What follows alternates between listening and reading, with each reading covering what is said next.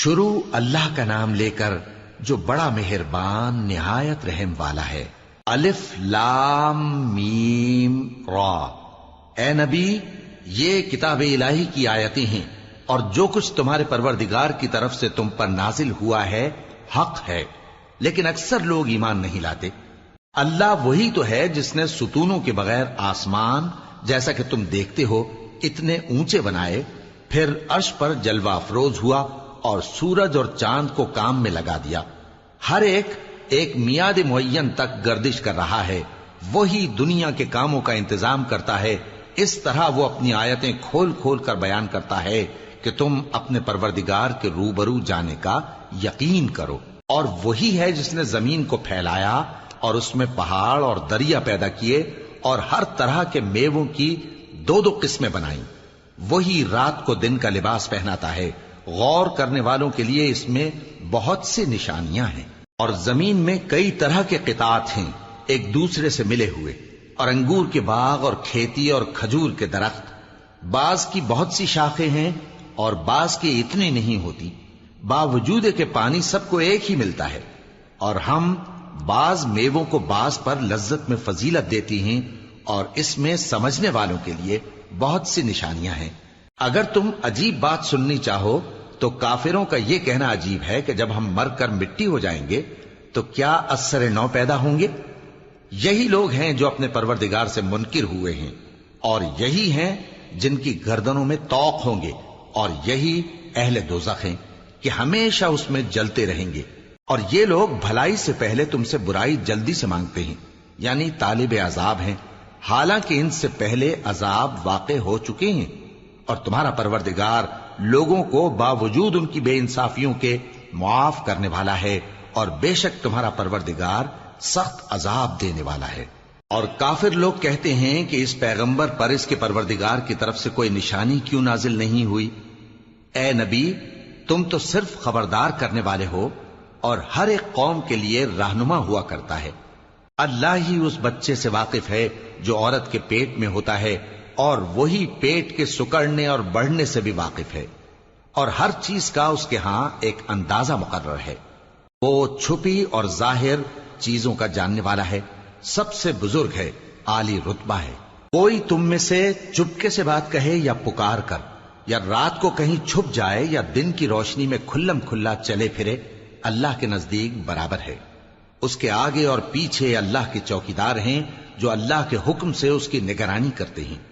اللہ اس نعمت کو جو کسی قوم کو حاصل ہے نہیں بدلتا جب تک کہ وہ اپنی حالت کو نہ بدلے، اور جب اللہ کسی قوم کے ساتھ برائی کا ارادہ کرتا ہے تو وہ پھر نہیں سکتی، اور اللہ کے سوا ان کا کوئی مددگار نہیں ہوتا۔ وہی تو ہے جو تم کو ڈرانے اور امید دلانے کے لیے بجلی دکھاتا اور بھاری بھاری بادل پیدا کرتا ہے، اور رعد اور فرشتے سب اس کے خوف سے اس کی تسبیح و تحمید کرتے رہتے ہیں۔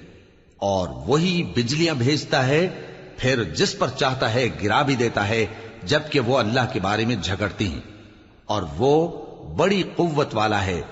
کام کا پکارنا تو اسی کا ہے، اور جن کو یہ لوگ اس کے سوا پکارتے ہیں وہ ان کی پکار کو کسی طرح قبول نہیں کرتے، مگر اس شخص کی طرح جو اپنے دونوں ہاتھ پانی کی طرف پھیلا دے تاکہ دور ہی سے اس کے منہ تک آ پہنچے، حالانکہ وہ اس تک کبھی بھی نہیں آ سکتا۔ اور اسی طرح کافروں کی پکار بیکار ہے۔ اور جتنی مخلوقات آسمانوں اور زمین میں ہے، خوشی سے یا ناخوشی سے اللہ کے آگے سجدہ کرتی ہے، اور ان کے سائے بھی صبح و شام سجدے کرتے ہیں۔ ان سے پوچھو کہ آسمانوں اور زمین کا پروردگار کون ہے؟ تم ہی کہہ دو کہ اللہ۔ ان سے کہو کہ کیا تم نے اللہ کو چھوڑ کر ایسے لوگوں کو کارساز بنایا ہے جو خود اپنے نفع و نقصان کا بھی اختیار نہیں رکھتے؟ کہو کیا اندھا اور آنکھوں والا برابر ہیں، یا اندھیرا اور اجالا برابر ہو سکتا ہے؟ بھلا ان لوگوں نے جن کو اللہ کا شریک مقرر کیا ہے، کیا انہوں نے اللہ کسی مخلوقات پیدا کی ہے جس کے سبب ان کے لیے مخلوقات مشتبہ ہو گئی ہے؟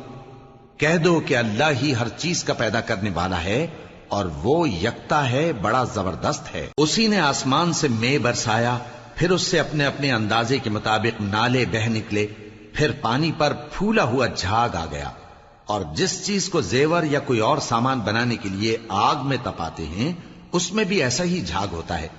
اس طرح اللہ حق و باطل کی مثال بیان فرماتا ہے. سو جھاگ تو سوکھ کر زائل ہو جاتا ہے اور پانی جو لوگوں کو فائدہ پہنچاتا ہے وہ زمین میں ٹھہرا رہتا ہے. اس طرح اللہ صحیح اور غلط کی مثالیں بیان فرماتا ہے تاکہ تم سمجھو. جن لوگوں نے اللہ کے حکم کو قبول کیا ان کی حالت بہت بہتر ہوگی، اور جنہوں نے اس کو قبول نہ کیا اگر روئے زمین کے سب خزانے ان کے اختیار میں ہوں تو وہ سب کے سب اور ان کے ساتھ اتنے ہی اور نجات کے بدلے میں صرف کر ڈالیں، مگر نجات کہاں؟ ایسے لوگوں کا حساب بھی برا ہوگا اور ان کا ٹھکانہ بھی دوزخ ہے، اور وہ بری جگہ ہے.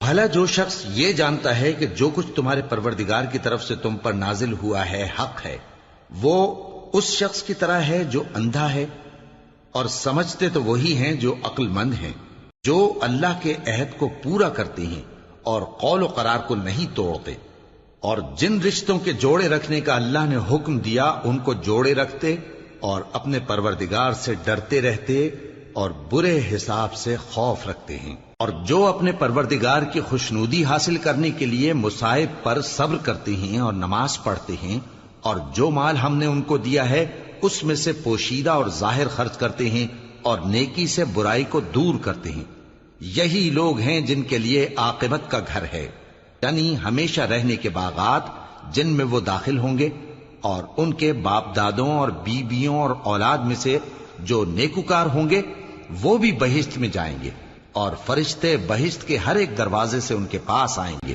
اور کہیں گے تم پر سلام ہو، یہ تمہاری ثابت قدمی کا بدلہ ہے، اور عاقبت کا گھر خوب گھر ہے.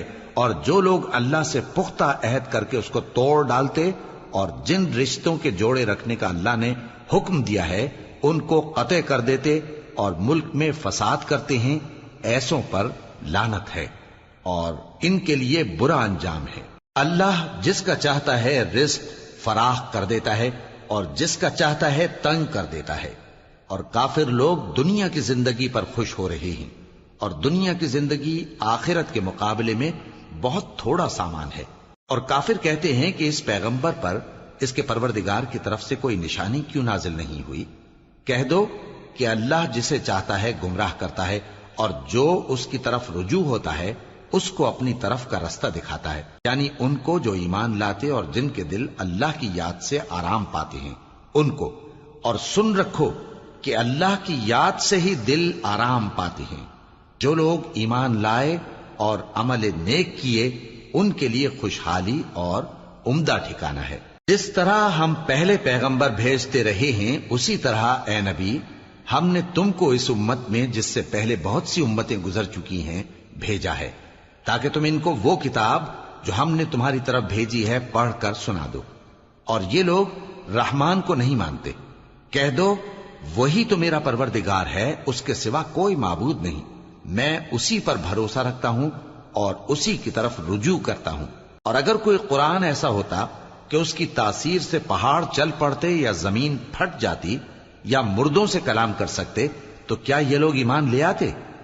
بات یہ ہے کہ سب باتیں اللہ کے اختیار میں ہیں. تو کیا مومنوں کو اس سے اطمینان نہیں ہوا کہ اگر اللہ چاہتا تو سب لوگوں کو ہدایت کے رستے پر چلا دیتا؟ اور کافروں پر ہمیشہ ان کے اعمال کے بدلے آفت آتی رہے گی یا ان کے مکانات کے قریب نازل ہوتی رہے گی یہاں تک کہ اللہ کا وعدہ آ پہنچے.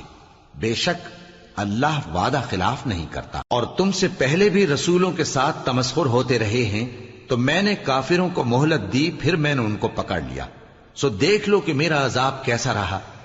تو کیا وہ جو ہر شخص کے اعمال کا نگراں و نگہبان ہے وہ بتوں کی طرح بے علم و بے خبر ہو سکتا ہے؟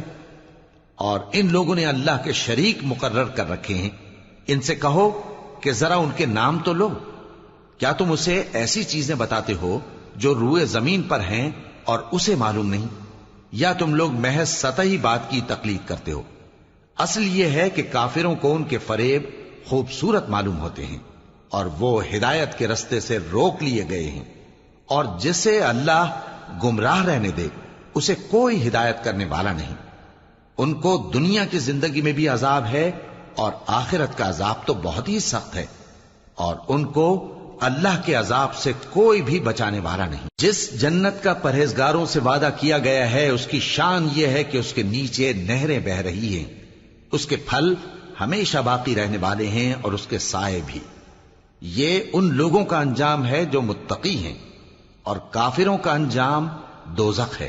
اور جن لوگوں کو ہم نے کتاب دی ہے وہ اس کتاب سے جو تم پر نازل ہوئی ہے خوش ہوتی ہیں، اور بعض فرقے اس کی بعض باتیں نہیں بھی مانتے۔